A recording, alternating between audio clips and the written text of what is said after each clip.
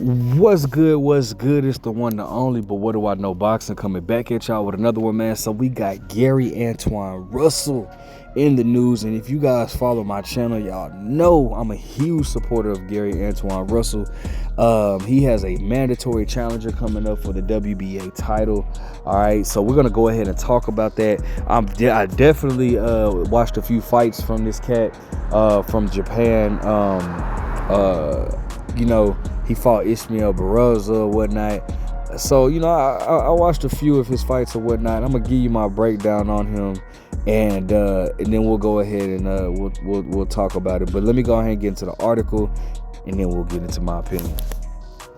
So, shout out to BoxingScene.com. It says Gary Antuanne Russell, Andy Hiraoka, WBA title fight order. All right, so it says Gary Antuanne Russell is already on to the next one. It wasn't by choice that the newly crowned WBA junior welterweight title is cut short his victory lap.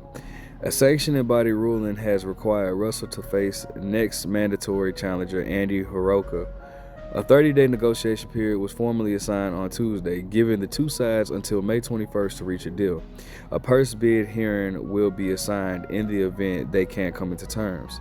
Per champion rules C.10, a title holder must defend the belt against the next available contender within 120 days of claiming the title. The WBA declared the ruling made public Tuesday for Russell, who captured the crown on March 1st. The deadline is to fulfill his mandatory obligation. The deadline to fulfill his mandatory obligation is July 1st of this year. Should parties fail to reach an agreement within the designated negotiation period, or if either side refuses to participate, the WBA reserves the right to call a purse bid. Russell fights under the Premier Boxing Champions (PBC) banner and is represented in talks by TGB Promotions. Hiraoka is a proud member of the Oashi Boxing Gym in his hometown of Yokohama, Japan. Among his gym mates is 4-division champion, pound-for-pound entrant Naoya Inoue, who has a record of 29-0 with 26 knockouts. Russell, who is 18-1 with 17 knockouts, became the second member of his famous fighting family to claim a major title with his dominant March 1st points victory over Jose Valenzuela. A 28-year-old southpaw from Capitol Heights, Maryland, Russell won nearly every round in all three scorecards to claim the WBA junior welterweight title. The fight, preserved as the PBC on Prime pay-per-view, co-featured on the Gervonta Tank Davis versus Lamont Roach WBA lightweight title fight at the Barclays in Brooklyn, New York. Guiding Gary Antuanne Russell, a 2016 Olympian, on fight night was Gary Russell Jr., Gary Antoine's older brother, who held the WBC featherweight title from 2015 to 2022, and out of those years, like, literally fought once out of fought like once a year, and I believe he skipped a year too.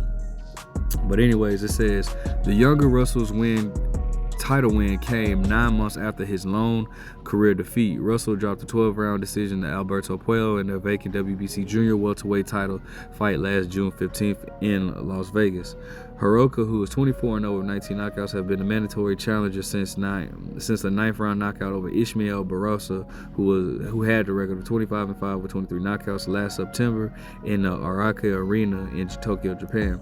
The bout was part of a show headlined by Inouye's 7th-round stoppage over TG Didn't, to successfully defend his undisputed junior featherweight championship. With the win, Hiraoka, who is also a 28-year-old southpaw, extended his current 10-fight knockout streak. 5 of his bouts have been scheduled for 12 rounds, though Hiraoka has yet to extend beyond the 11th round. Even that has happened only once in October 2021 knockout over countryman Jin Sasaki. Now, with the mandatory challenger, WBO welterweight titleist Brian Norman. Oh, so that's who Brian Norman is gonna fight. Okay. Russell has never fought outside the U.S. through 8 years as a pro. Hiraoka has made all but 2 bouts in his native Japan. The other two took place on Las Vegas shows promoted by Top Rank. Damn, it's crazy. I wonder why he didn't stay with Top Rank. I think if he would have stayed with Top Rank, they would have really did a good job building him. But let's go ahead and talk about it. Now, I watched this dude Hiraoka fight or whatnot, right?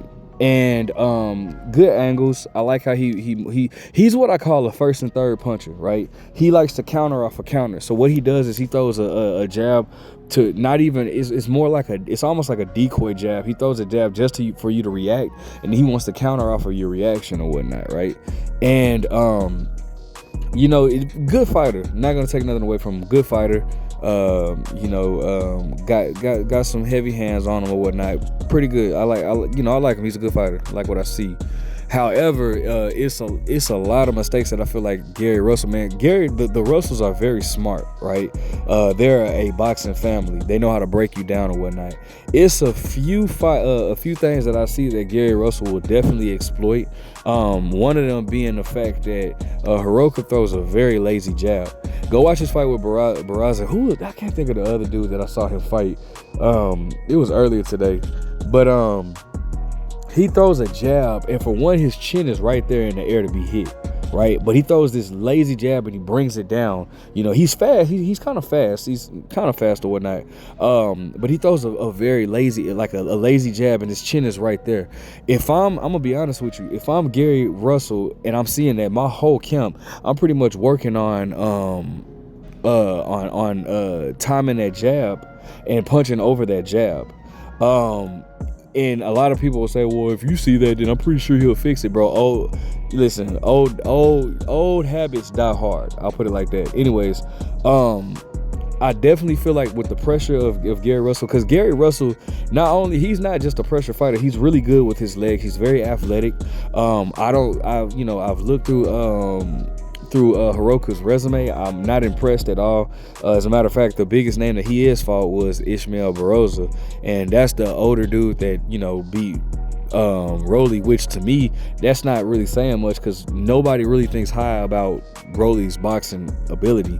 You know what I'm saying? So that's his claim to fame of stopping him. Cool, whatever the situation may be. If you want to give him that, fine. But for you guys that are gonna sit here and say, "Oh, yeah, Gary, he's not ready. Gary's not ready for him," please tell me what fighter that he's fought that make you feel like that, because we haven't seen him on that level yet. And I definitely feel like Antuanne is gonna go ahead and take care of business. Gary, for one, and here's another thing about dude, right? The dude throws the same speed, same velocity the entire fight. Now, to the casual that don't really know boxing, they'll think, oh, what's the problem with that? But to anybody that's actually boxed or knows boxing, understands that, bro, you can't do that in an elite fight, because what happens is it's easy to time you, and it's also easy to prepare for a punch. Like if you're throwing at the same speed, it's easy to get adjusted to that. You don't want to throw at the same speed, the same power, you want to set things up, right? Now, good luck being first and third with Gary Antuanne Russell. Now, that's something I don't think he'll be trying to do with Gary Antuanne Russell, because Gary doesn't even throw a full jab. And that's one of the things that I feel like Gary should work on. If you notice, Gary throws a flick jab, and then he's pretty much throwing that to either cut distance or to set you up for a combination. But he doesn't really throw his jab with full intent or whatnot. So I don't know how what's his name is Hiraoka is gonna time that. And you guys might be saying, oh, you're just biased on your channel. Well, you know what? I like who I like. So whatever. But anyways, man, I definitely got Gary. I don't see nothing. I want that fight. Make the fight. Let's make the fight. Please make the fight. I want the fight, man. If Gary can't get, a unification belt, then go ahead and take this dude, bro. He's undefeated. He's a good fighter. No, I'm definitely not saying that he's not a good fighter. He's definitely a good fighter. Definitely really good with his angles. I like how he'll throw like a jab and wait for you to come in. He'll throw that hook, then he'll step off on angles. I like it. I do. I like it. But how good are those angles going to be when somebody's just not being a bull and letting you be the matador? Let's see how good those angles are then. You know what I'm saying? So I'm interested in this fight. definitely, I'm glad to see Gary, you know, become more active. I felt like the PBC wasn't really properly managing his career. You know, he is a young fighter trying to make a name for himself. I feel like he should be fighting at least 3 times a year, and I'm pretty sure he would love that. All right, so hopefully this can get the ball rolling. Hopefully this fight gets made next. Let's make it happen. All right, because I want my boy to get more exposure or whatnot. Well, anyways, let me know what you guys think. Make sure you guys like, comment, subscribe. Have you heard of this fighter? Who do you see winning this fight? But what do I know?